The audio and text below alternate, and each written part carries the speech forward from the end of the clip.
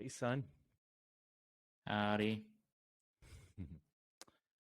I I've decided to become a kombucha brewmaster, and I started researching it. Joined these various groups, online groups, and the part where you ferment the tea is called F1, which I did not know. And now everything is F1 when I go online. I'm constantly being bombarded by F1 ads and F1 information, and it's a bit silly, but I thought that was funny. That is funny. I had no idea that I did fermentation is known as there's F1. two phases. Your first fermentation is F1. So I just thought that was funny. Is your second fermentation F2? Well, I think that's like a Mercedes we're uncovering. car. Right. It's slow, right? Right. That's when you add all the sweetness, that's when you add like the Carlos Sainz of the kombucha process. Okay, son, are you ready? I am ready to go. Hello, welcome to Hard Compounded American Take on Formula One. We finished watching the Saudi Arabian Grand Prix. It was fun. And we have a content-rich episode for you all. Patrick, son, can I get your take on Bahrain Grand Prix 2023? Yeah, I mean, what a machine the Red Bull is in 2023. Just a complete and utter domination again by that team. I mean, it's looking like the 2014, 2015, 2016 Mercedes cars. I mean, there's nothing anybody on the grid can do to defend from that car. Perez or Verstappen, doesn't matter which driver. We've seen the world champions Alonso and Hamilton just allow those cars to go by because there's no reason for them to defend and add to their tire degradation or anything like that. So just an incredible performance by both Red Bulls. And I mean, unless something catastrophic happens, I think it's pretty obvious that team is going to run away with the championship this season. Yeah, because of the transmission issue that sidelined Max in qualifying, so he started P15. The only question there was, would he win? Most of us still thought he probably would make it onto the podium, and he did in P2. And it really just seems like a season where it's going to be, barring something catastrophic, barring significant weather events, Max and Sergio. And will they fight as they did today over fastest lap as well as, first and second? And do you think they've put everything they can into this car, or are you expecting more updates? For example, we continue to hear that Aston may not have as many updates and upgrades this year, but Mercedes will. We hear that Ferrari may not, but Alpine might. And a lot of this is gamesmanship, a lot of it's media rumors, but are you expecting any changes? Are you expecting the field to bunch up anymore? I don't think the Red Bull is, starving for change. So I don't think they'll be spending a whole lot of time or money or resources devoted to upgrading the car throughout the season. I think they've probably done what they want to do with the car and gotten it ready for the season. And It looks plenty fine for now. I think Mercedes clearly is lacking some pace, at least in terms of the Red Bull. So it wouldn't surprise me if they, tried to change some things here or there. Yeah, I noticed Mercedes, for example, it's 2 races in, they're second in the constructors. However, it's a distant second. And they continue to promise us major upgrades. Team principal Toto Wolff has even said they're going to likely release upgrades that make the Mercedes look more like the Red Bull. We'll see when that happens, but I don't know. I think I'm with you that this is looking like the fun fight will be over 2nd through 10, or 2nd, 3rd, and 4th, for example, with Mercedes, Aston, and Ferrari battling for the number 2 spot. Before we dig deeper into the Bahrain race, let me get your top 5 for today. Yeah, I mean, pretty solid race for plenty of guys. Bit of a disappointment for some. I think over the course of the weekend, I would take Sergio Perez as the top driver. Nice. That's who I have.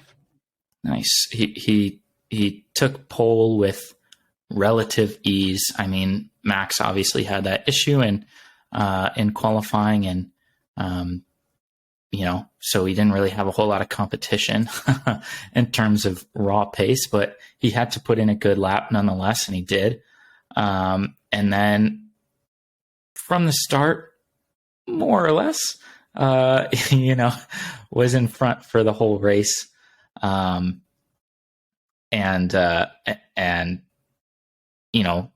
he was sort of trading lap for lap with Verstappen. So, once Verstappen got into that 2nd place position, he didn't really make up a whole lot of time on Perez. I don't think either one of them necessarily were pushing the cars to their absolute limits. If you have a pretty easy 1-2, there's no particular need to do that. But, Perez kept his teammate at bay. So I think he's a pretty solid number 1 choice. Yeah, I had Perez for the same reason. That's a tough spot to be in. Everyone believes he's there to be the number 2 driver. Max had a car issue in qualifying, so he starts the grid in P15. But Perez held off Alonso. He ultimately held off Max enough. You're right, they probably can reveal even more pace in the races to come. But overall, race day, full weekend, I'm with you. I have Perez as the driver of the day. What is your 2 through 5? Yeah, 2 through 5. 2, I have Max.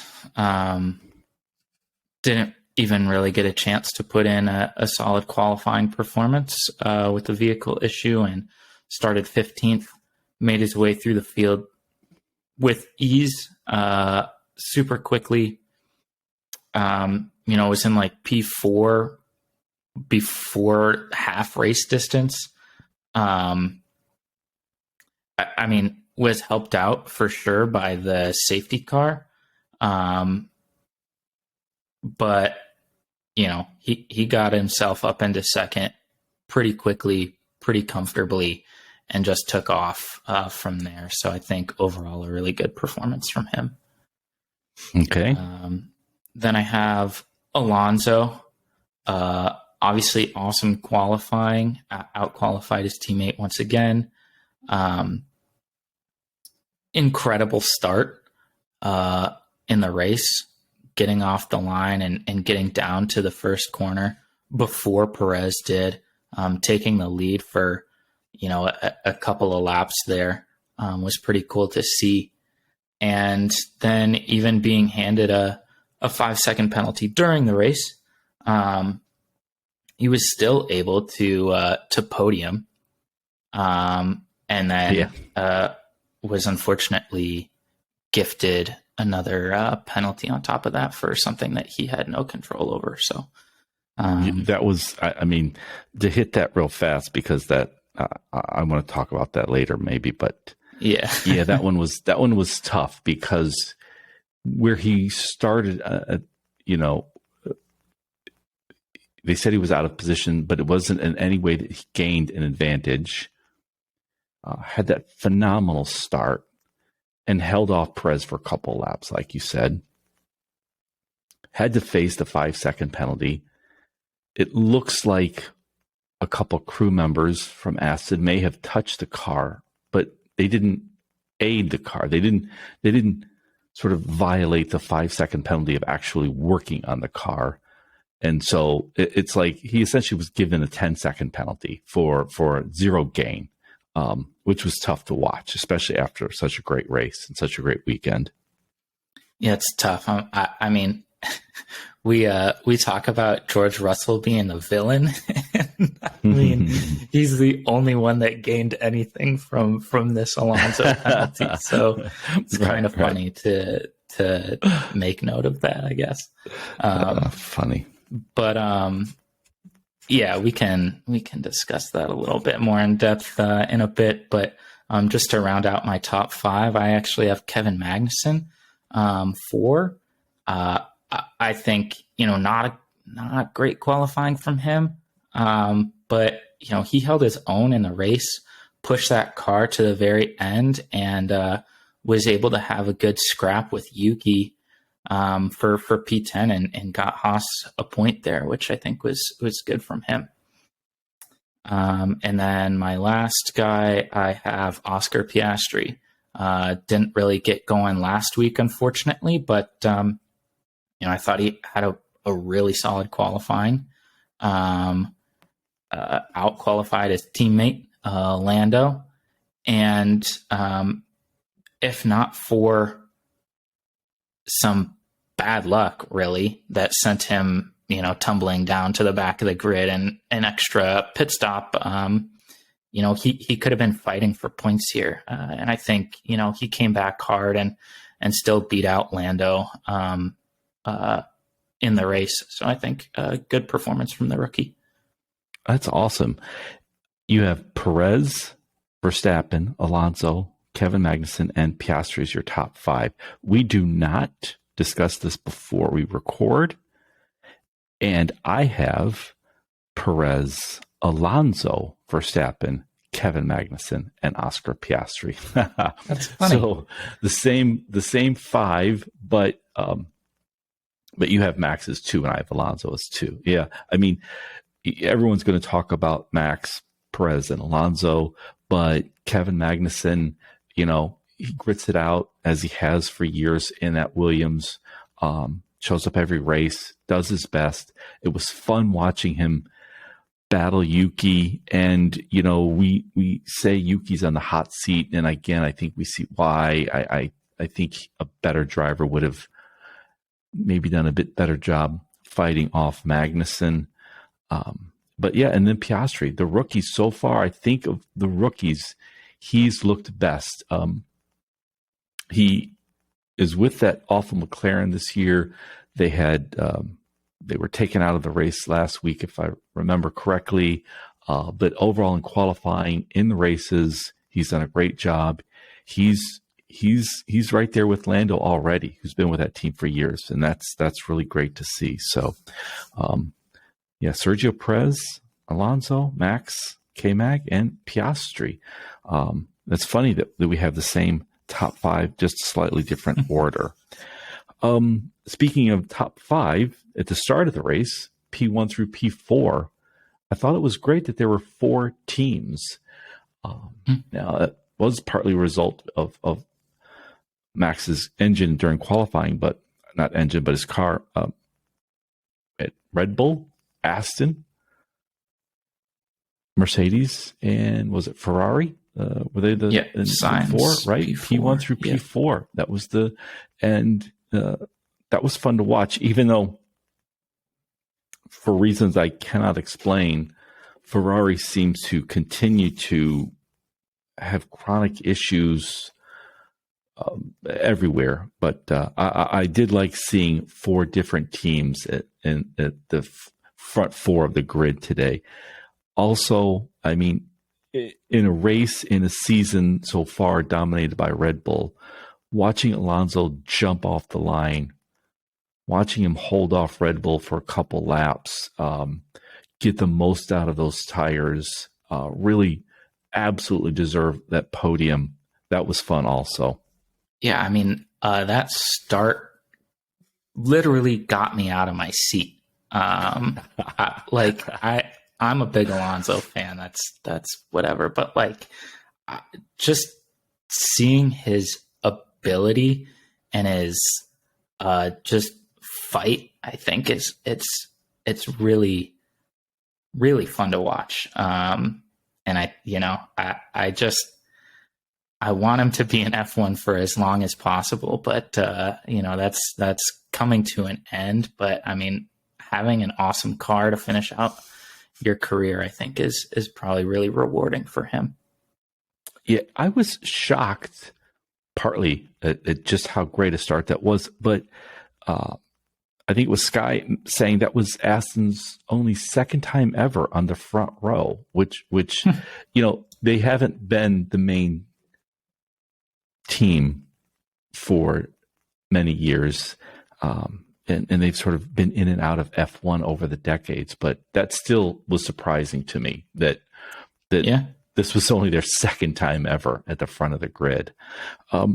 We've talked about Piastri, the rookie. I thought Logan Sargent, the rookie from America, did quite well. We haven't heard much from De Vries. I think maybe he's still learning the car, and that AlphaTauri is not a good car, but it's fun to see Piastri and Sargent, I think, doing a good job. Yeah, I thought Sargent looked really solid. I think he was a bit unfortunate in qualifying to have a really nice time deleted, and then seemed like he just got flustered after that and wasn't able to really put a good lap in, which was disappointing to see. But I thought he did have a really solid performance in the race. He closed down a few guys and really took the fight to Hülkenberg there for a while, until it seemed like his tires went off, which was unfortunate. But I mean, he's looked really solid, I think, in that Williams, and has been competing pretty consistently with his teammate Alex Albon, which I think is good to see. Same for Piastri. And yeah, I think Nick De Vries is really the only one that hasn't looked maybe particularly comfortable in that seat yet. Yuki is that's pretty easily outpacing him at the moment.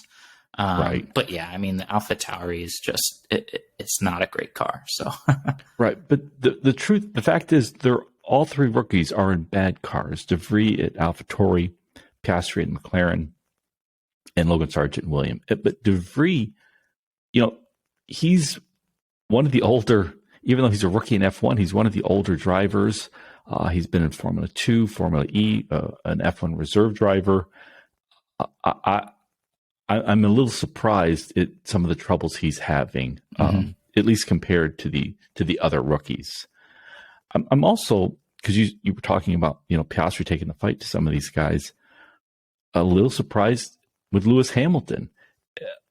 We look at the veteran champions, Lewis Hamilton, Fernando Alonso. Alonso looks like he's having a lot of fun out there. He's taking that Aston. He's getting as much out of that as he can. He's getting on the podiums. Deserved 2 podiums in 2 races. Lewis is still, I think, unhappy, and I think he needs to shake it off.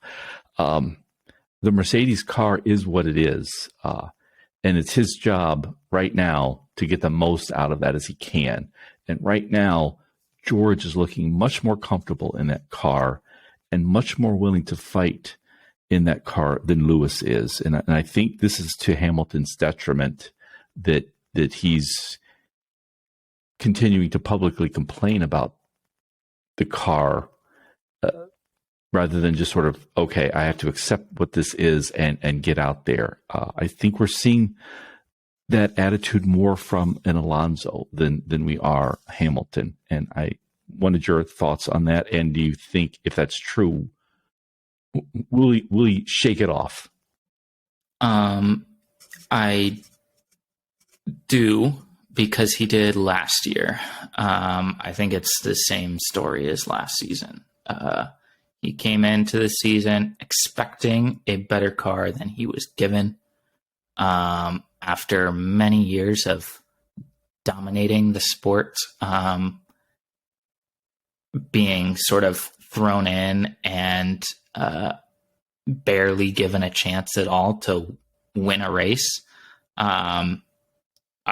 is probably extremely frustrating for him. And I think it's a lot easier for Russell to kind of overcome that, just by way of being on a woeful team, scrapping for 15th place for his entire career. That said, there's 1 point separating the two right now.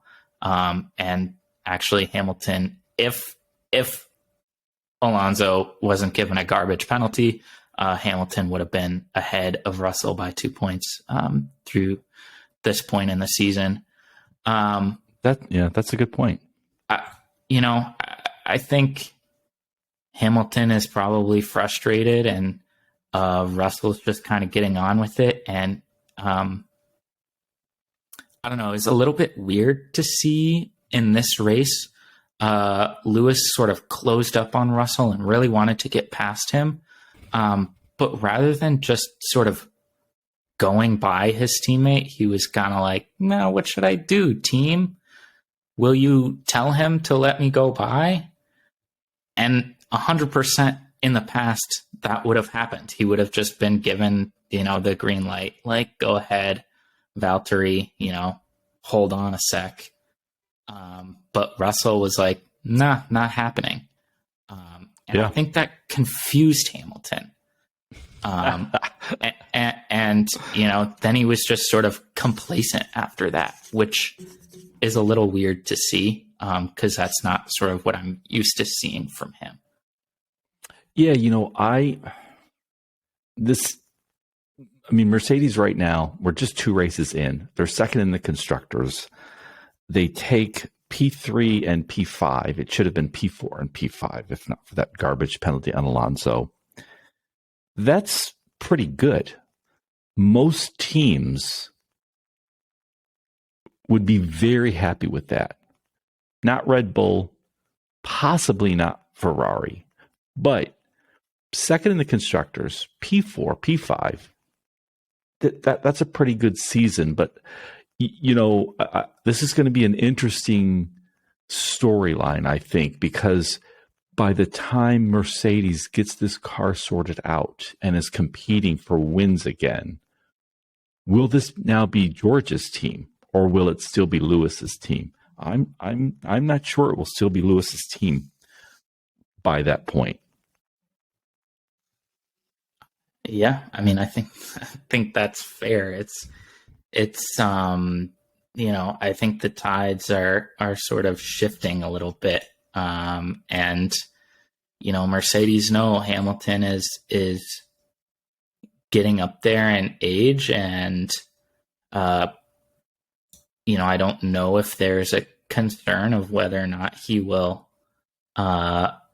leave F1 at any time soon. So I think they're starting to move their eggs into George Russell's basket. Yeah, I think that's going to be a fun sort of off the track drama, but hopefully also an on the track drama. We'll see. What was your best surprise, you think, of the Saudi Arabia GP? Best surprise. Oh, that's interesting. I think One of the best surprises was how close each team seemed to be to each other. And I mean, like, you had a Red Bull 1-2, and then Alonso, and then Mercedes 4-5, and then Ferrari 6-7. All of the teammates seem to be battling with each other, and I think that's kind of fun because it's the same car, and the teammates want to be the number one teammate for sure. And I think it's just exciting to see sort of the intra-team competition. No one is going to believe this, Patrick, because we don't discuss this before recording. We don't look at each other's notes. Because for me, the best surprise is almost exactly what you've said. It's that every driver seems to believe they are the number one driver at the team. Oscar fighting Lando, George fighting Lewis, Carlos and Charles convinced they are each the number one driver at Ferrari. I think that's fun. And it's like you're saying, the best surprise for you is, the teams themselves, the drivers are battling against each other. I think this is great. We want to see the teams compete against each other across teams, but also within teams. That's part of the fun of this sport. And I think with the possibility of Red Bull, just because Max is so good, and Aston, simply because Alonso was so good, the other 8 teams, we're going to see a lot of intra-team battles, and that's going to be fun. That was best surprise. Do you have a biggest disappointment from this race? That's an interesting one. I think might have to just be like the FIA or stewards or something like that. I don't want to bash on them too much, but sometimes I think they make too much of too little. I mentioned Logan Sargent touching, the pit entry line in qualifying and getting an awesome lap disqualified, and then sort of not really being able to set another lap after that. I think that's really tough to see sometimes. Obviously, Alonso's sort of kerfuffle, that was disappointing. And then I think, the full safety car, when Lance Stroll sort of came to a stop but was completely off track behind a wall. Nobody had to get on track. There wasn't any debris on track, and then just sort of stacking everybody up for no obvious reason, I think was sort of disappointing. And I don't know that it added to the race at all. So I think that's sort of my biggest disappointment from this weekend. That's a good one. I wish I had thought of that. I'm with you. I don't like to criticize the racing director. I don't like to criticize the stewards. They're there to make sure the millions of us watching see a fun race, the thousands in the stands see a fun race. They're there to make sure the drivers are safe, to ensure competition, fairness. This does not take place on a pitch or a field. It's on a very large track. It varies every race. So they can't see everything. They don't even have sensors everywhere. They're guests in that country. And they have to make all these decisions in real time and be fair about it. But it's some of the stuff is just garbage. They can, like you said, they bring up the safety car with the Lance Stroll when he pulled over. And then again with Alonso, wait, he never gained any advantage where he started from.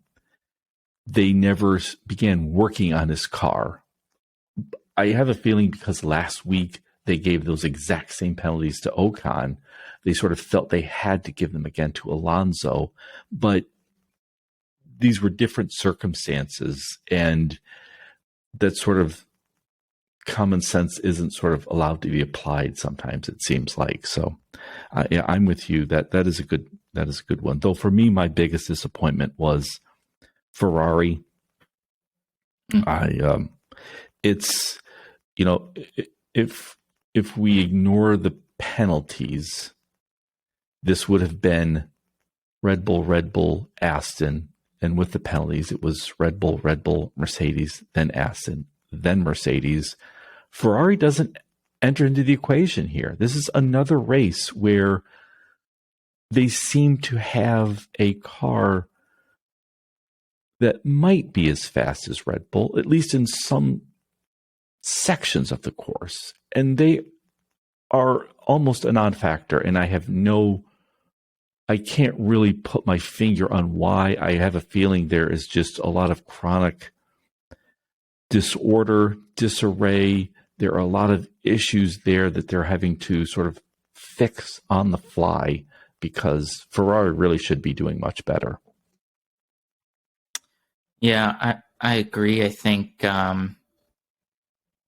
we may be able to see in the next sort of year or two if Fred Vasseur, the new sort of appointed team principal, can get the team in order. Because I think, having half a year or a couple of months to get everything ready for a new season might be a bit much to ask, but they just don't seem prepared enough. Leclerc had a great qualifying. Sainz wasn't anywhere close. But then in the race, they got a little bit caught out, unfortunately, by the safety car. But afterwards, they just, were kind of lollygagging. Nobody was pushing them from behind, but they also weren't pushing up on the Mercedes pair at all. They were just sort of hanging out in their own part of the track, not really doing anything. And that is not where you want to see Ferrari. You want to see them up at the front battling for podiums and wins. Yeah, I think, life at Ferrari is good. It's glamorous. It's high profile. We've got two great young drivers, Carlos Sainz, Charles Leclerc. Everybody's happy. But for us fans, that's not enough. We want to see Ferrari competing. We want to see Ferrari right there, battling with Mercedes, battling with Red Bull, certainly battling with Aston Martin. And 2 races in, and we're just not getting what I think we fans deserve. However, I will just say this. Since we started recording, the FIA has reversed its reversal. And so Alonso did finish in 3rd. That is now formal. That is funny. And George Russell is probably on the phone right now saying, give me those 3 points back. This will only I'm the number one at Mercedes. I am. Yes.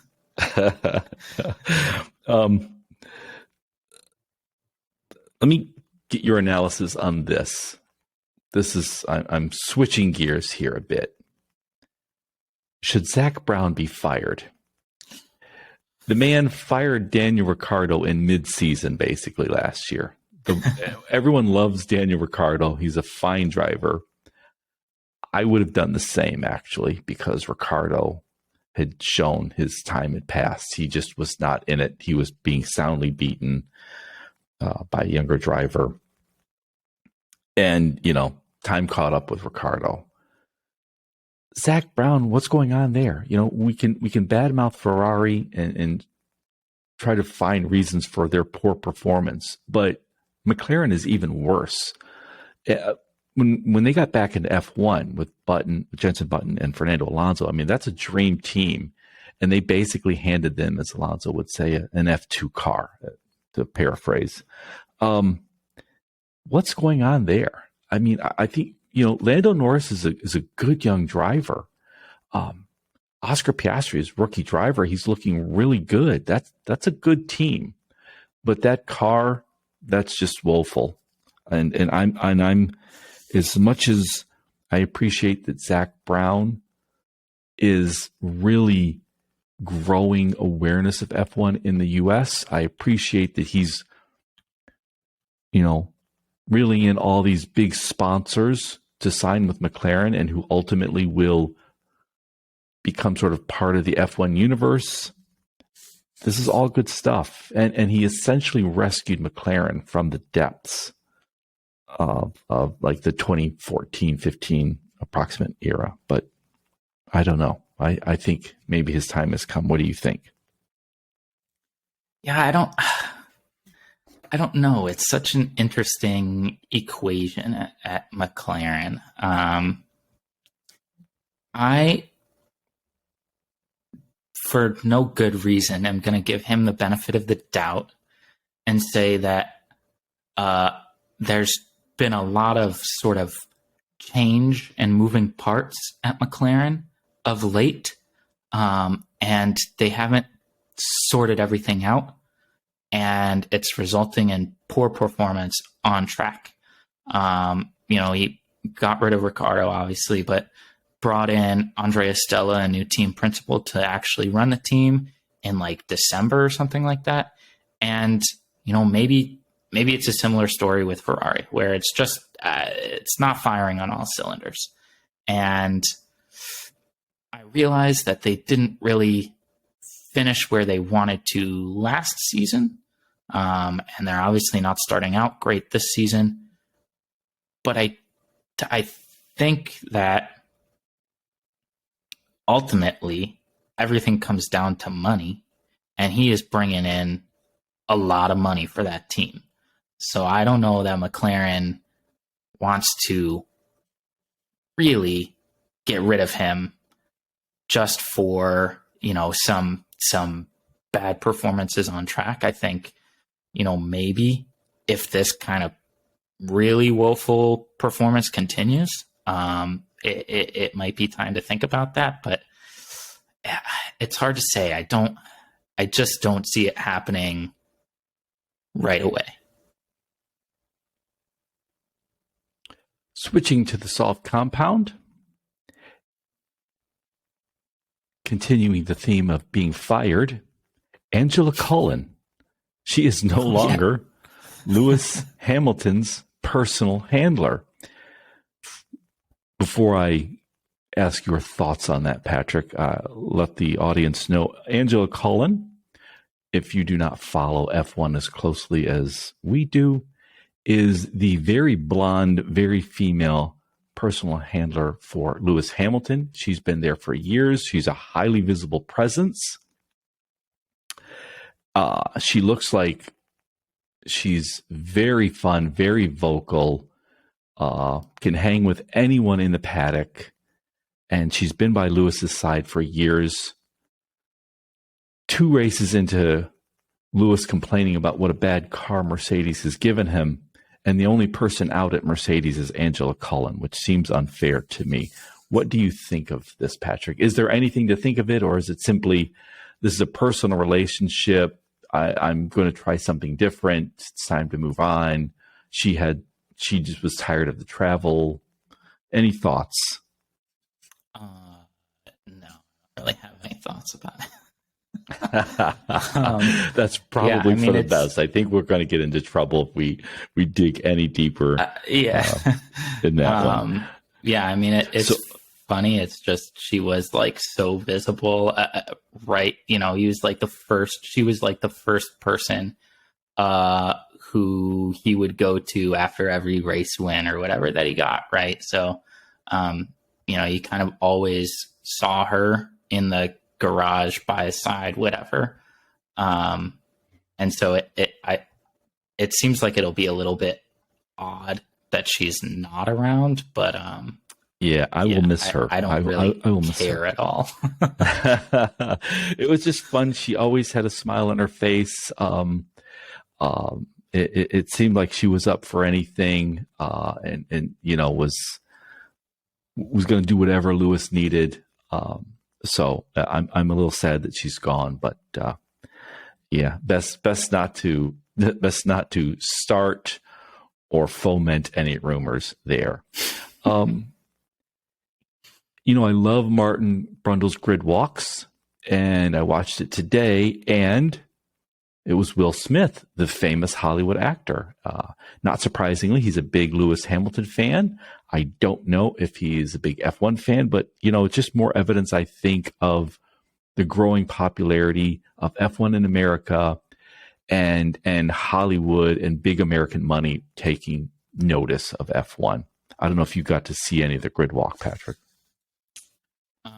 I did not see much of the grid walk this week, but I do tend to enjoy those from Martin Brundle. I think it's always funny him trying to like run around and talk to people, and I think it's funny to sort of see the juxtaposition between the people that are really happy to be there and will like talk to him and hang out with him or whatever, and then the people that just seem I don't know, like I can't think of a particular person right now, but they just like blow him off and they're like, nah, I don't want to talk to you.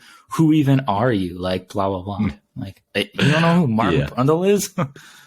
Right. Yeah, it's like always shocking if you're on the grid and don't know who Martin Brundle is. You're obviously not an F1 fan. Yeah. Which is fine. I mean, it's a fun place to be. There's high energy, high visibility, but it is fun. It's also funny because Martin knows literally everyone involved in racing. I know. and he knows most sports celebrities who play for some team in England, and that is like woefully unaware of everything else, of Hollywood, music, other sports that aren't very popular in England. So that's always funny. Now, staying on the soft compound, Patrick, we're only 2 races in, but the season will go by quickly. There are 7 drivers who are without a contract beyond the end of this season. Now, as Zach Brown has shown us, you can buy out a driver, like he paid a substantial fee to Daniel Ricciardo and then tossed him aside. But if we go by contract, 7 drivers, their contracts end at the end of this season. They are Lewis Hamilton, Kevin Magnussen, Nico Hülkenberg. That's both Haas drivers. Yuki Tsunoda, Guan Yu Zhu, Nick DeVries, and Logan Sargent. So Lewis with Mercedes, K-Mag and Nico Hülkenberg with Haas, Yuki and Nick DeVries, both with AlphaTauri. Zhou is with Alfa Romeo, and Logan Sargent is with Williams. Are you expecting any of them to be let go?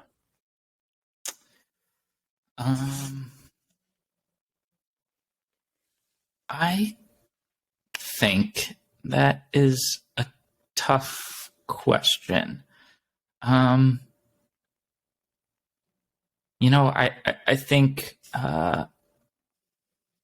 it's not far-fetched to believe that most of them will be out of F1 next year.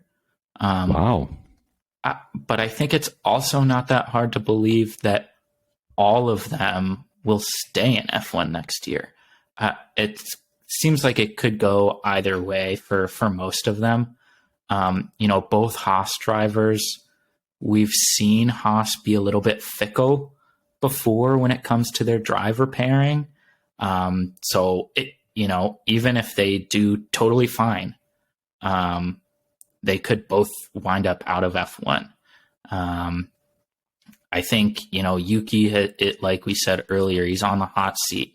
But if he ends up racing pretty well, beating out De Vries like pretty often, they might just stick with him. It's not like they're a great team and they're bound to get a whole lot of more points going for somebody other than Yuki.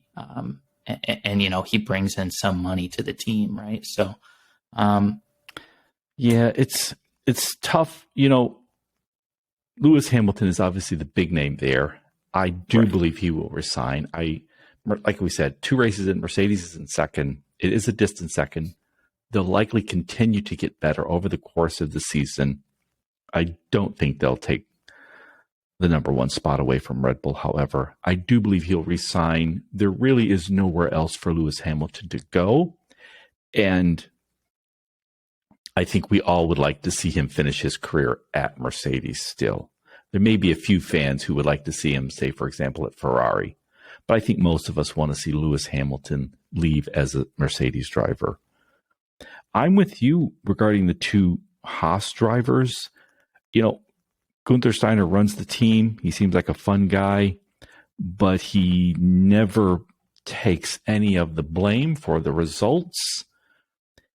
I think this is going to be another year of middling results for Haas, and I think he will respond by getting rid of Nico Hülkenberg after just 1 season, and he might possibly try to jettison K-Mag, although I think the owner of the team, Gene Haas, likes Magnussen, and so that one will be tougher. I think for Yuki, his time has come. He doesn't seem to have progressed as much as I think we expected. He was sort of pretty handily beaten, I think, today by Magnussen. I know he's a very popular driver, but I'm not sure he will stay with the team beyond this year. Nick De Vries, I think, has, unless the team is sold off, which is possible, I think this is a free year in essence. That unless he just does something terrible or just looks lost out there, which is very unlikely, I think he'll be re-signed. Zhou, I think, is a case more like Yuki.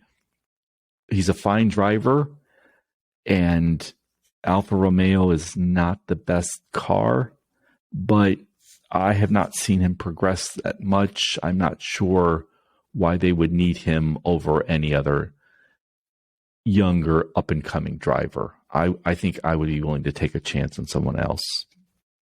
And finally, Logan Sargent, I think he looks fine. He's a rookie driver. He's looked quite capable in a poor car, the Williams, and I think this is another free year. So, like with De Vries, so I think they'll retain him. So that's 4 stay, 3 go.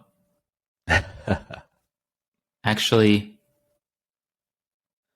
I don't remember. Lewis staying. I think 4 stay, 3 K-Mag go, right? staying. Lewis, I think, stays. I think K-Mag probably will stay.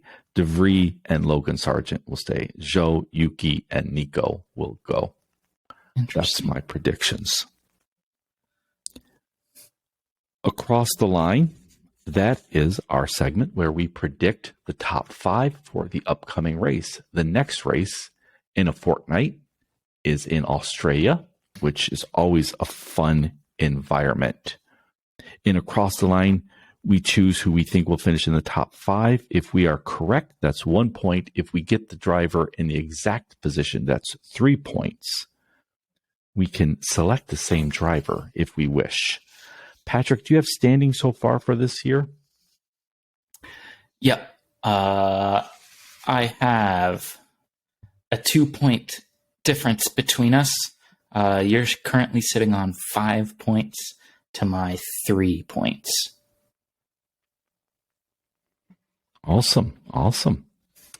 And yeah, that is because I forgot to do it for the Bahrain race.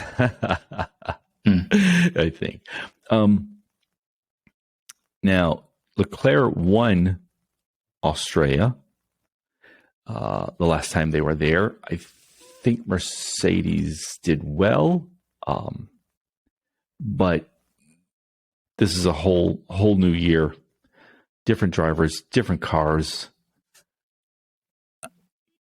I don't know. I'm going to start with Max. It's just hard. I mean, I think he's currently the best driver on the grid in the best car.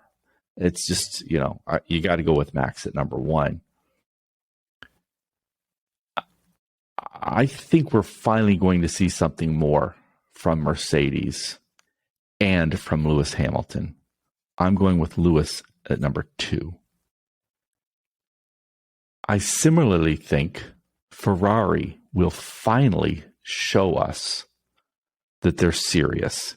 And I'm going to go with a double stack here. Charles, then Carlos. Ooh.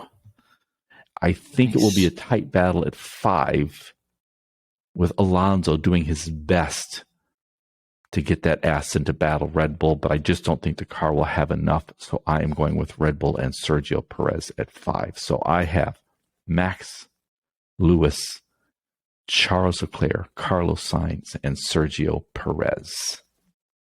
Nice. I don't have that. I, similarly to you, have Max P1. I mean, who else are you going to choose?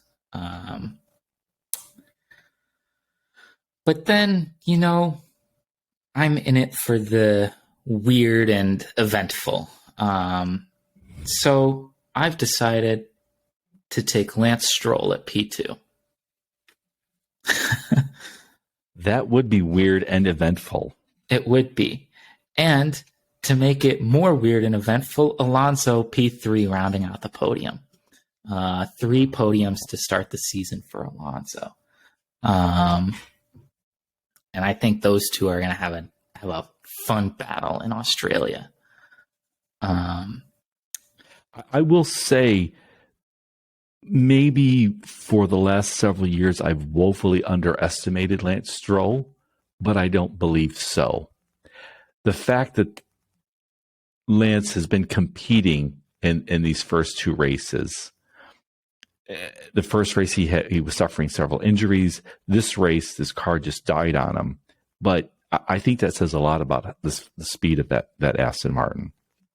Yeah, I agree. And, I think Stroll is also, he's one of those guys where every once in a while it seems like he can pull a rabbit out of a hat, where it sort of all comes together for him. And he has a great race and a little bit of luck, and ends up with a really solid performance. And I expect that to happen in Australia. But to round out my top 5, so P4, I think the Ferraris are going to beat out the Mercedes next week in terms of pace. And I think Leclerc has shown so far this season that he's quicker than his teammate, at least in most scenarios. So, next week, I think Leclerc P4. But I think it'll be a tough battle with the Mercedes, and I think Hamilton will round out the top 5 and come P5.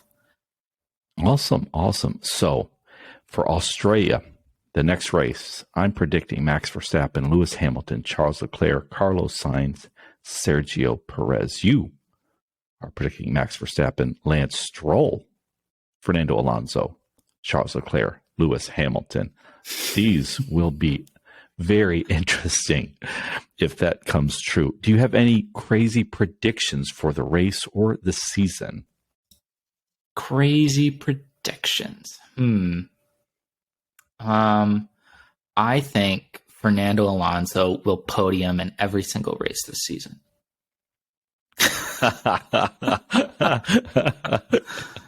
All right, that is crazy. Crazy. I was gonna say, if they hadn't overturned that weird 10-second penalty, I was gonna say he won't podium again for the rest of the season, but only because of just it'll be taken away from him like every single time. Funny. My crazy prediction is that the promised massive upgrades that Total Wolff has stated on multiple occasions now to the media, that the promised increase in speed, that the big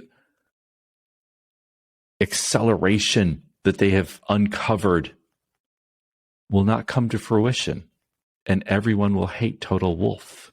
And he will sell the team to Mario Andretti, who's been desperately trying to buy an F1 team. So that's my crazy prediction, that by the end of the year, Toto is announcing he's leaving the sport and he is selling his interest to Mario Andretti.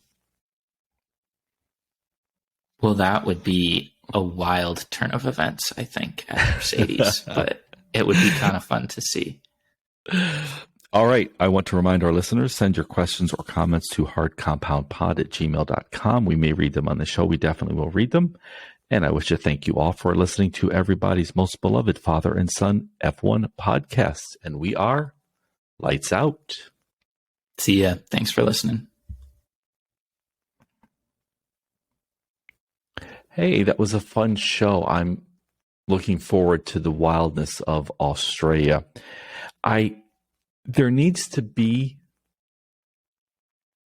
an alternate term for PTSD, because I have a happy PTSD on the rare occasion Sergio Perez wins a race.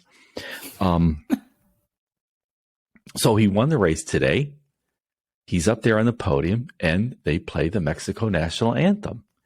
And that triggers my PTSD, but it's a good PTSD because it always makes me laugh. Because many years ago, I found myself somewhat accidentally behind the curtain of a highly produced corporate gathering. These were businessmen from all around America, a few from Canada, a handful from Mexico.